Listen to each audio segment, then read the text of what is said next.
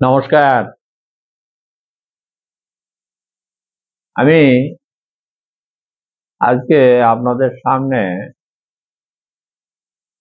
একটু মায়ের কথা বলি। মায়ের যে ধ্যান, সেই ধ্যানটি, ধ্যান মানে কি? ধ্যান মানে হচ্ছে যে মায়ের রূপ চিন্তা করা, মায়ের কার্যকারণ, সেই সমস্ত ভাবা, আর এই বিশ্ব ব্রহ্মাণ্ডটা যে মায়ের, সেটা বুঝে ওঠা। মা কালী, মা দুর্গা, এরা ব্রহ্মময়ী। এই ব্রহ্মময়ী মা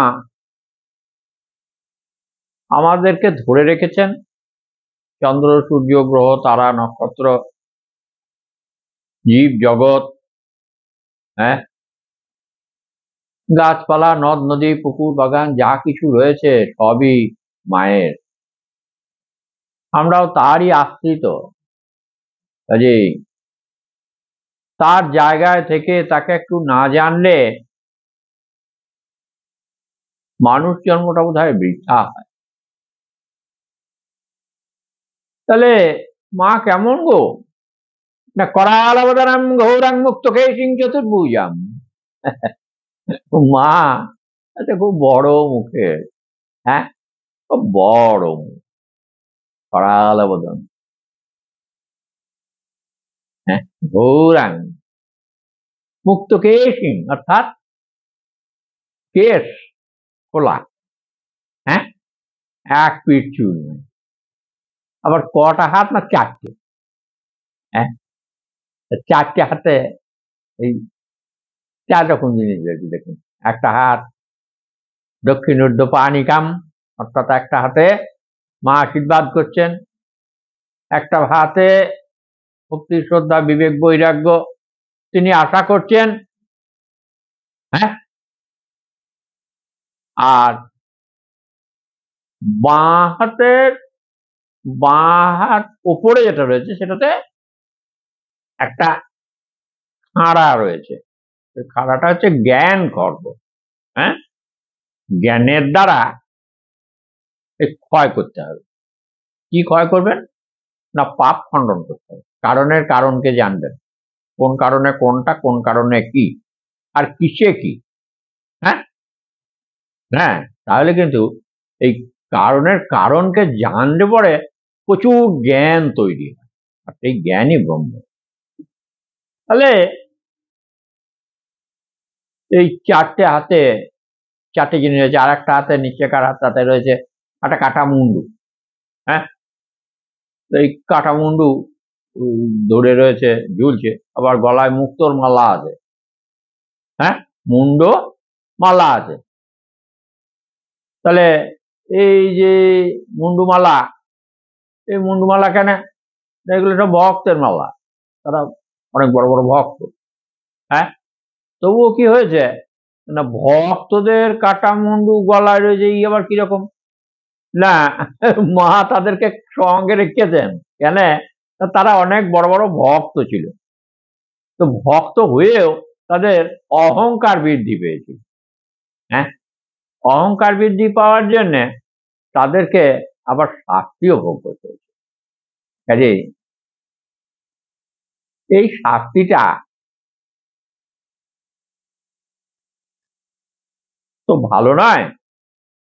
তাহলে এরকম শাস্তি আমরা পাবো, এরকম কাজ যেন না করি, হ্যাঁ, তাই না? তাহলে আমরা ভালো থাকতে পারবো, আর মায়ের চরণে থাকতে হবে, হ্যাঁ, মাকে ধরে থাকতে হবে, আশ্রয় করে মায়ের চরণে থাকতে হবে, হ্যাঁ, তাহলে ভালো থাকা যাবে।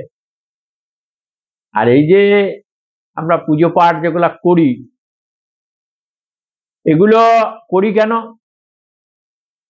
এগুলো তারই জিনিস, কি দেওয়া হয় কিরকম? না, ওই রামকৃষ্ণ বললেন না যে বাবুর বাগানের মালিক, সে বাবু ঘুম থেকে উঠে দুটো ফল খাবে, এ গাছ ও গাছ করে পেরিয়ে রেখে দিয়েছে। ওই বাবু ঘুম থেকে উঠে ফল খাবে, বাবু ঘুম থেকে ওঠার পর বলছে যে বাবু এই গাছে পেঁপে পেকেছিল, ওই গাছে পেয়ারা পেকেছিল, ওই গাছে আম পেকেছিল, আমি সব তুলে আপনার জন্য রেখেছি, খাবেন? হ্যাঁ, নিয়ে নিয়ে নিয়ে নিয়ে। হ্যাঁ, তা সেই রকম আর কি।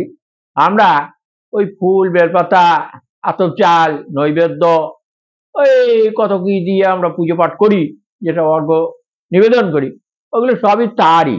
ধূপকাঠিটাও তার, গঙ্গা জলটাও তার, আর ওই বাতাসা, কদমা, যাই দিই না কেন, লুচি পুরি, ওই সবই তারই। তার জিনিস তাকেই দেওয়া। আমাদের নিজস্ব কি রয়ে যায়?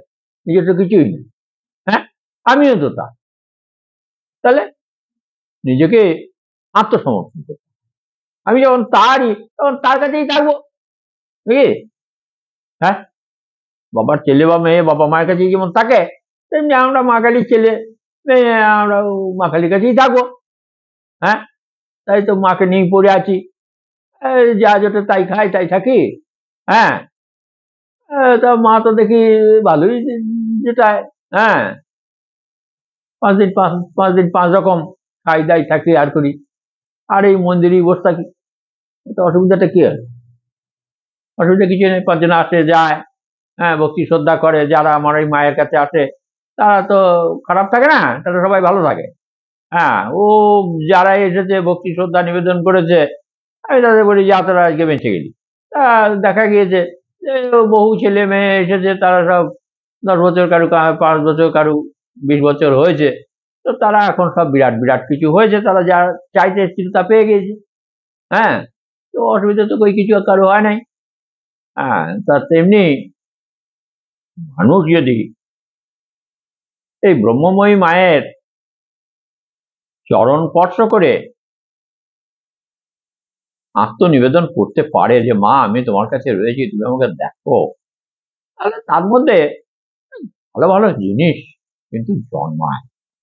তাতে সে সমাজেও ভালো থাকতে পারে, নিজের আত্মশুদ্ধি হয়, আর ভালো ফল পাওয়া যায়, সাফল্য পাওয়া যায়। হ্যাঁ, এই যদি সাফল্য পেতে হয়, তাহলে এই মঙ্গলময়ী মায়ের চরণে একটু প্রণাম জানিয়ে আপনারা কাজ শুরু করুন। দেখবেন সে কাজ অবশ্যই সুন্দর হবে, ভালো হবে। হ্যাঁ, আর সাফল্য পাবেন, আর আপনার বিশ্বাসটাও আসবে। একটা দুটো করে দেখুন। হ্যাঁ, না করে কিছু বুঝতে পারবেন না। আমি বলছি আর আপনারা ওই মোবাইলে শুনে নিলেন, নিয়ে ভেবে নিলেন কি বলছে কি না। হ্যাঁ, না, এসে দেখুন, করে দেখুন। আর না হলে যেখানে মায়ের জায়গা রয়েছে বা মন্দির রয়েছে সেখানে যান, গুরুদেবের কথা শুনুন, তাহলেও হবে। হ্যাঁ, তো দেখুন আপনারা সবাই ভালো থাকবেন। হ্যাঁ, আর মায়ের চরণতলে সব আছে, কোথাও যাবার দরকার হবে না। হ্যাঁ, মায়ের চরণতলেই বারাণসী ধাম। মনে রাখবেন। ভালো থাকুন।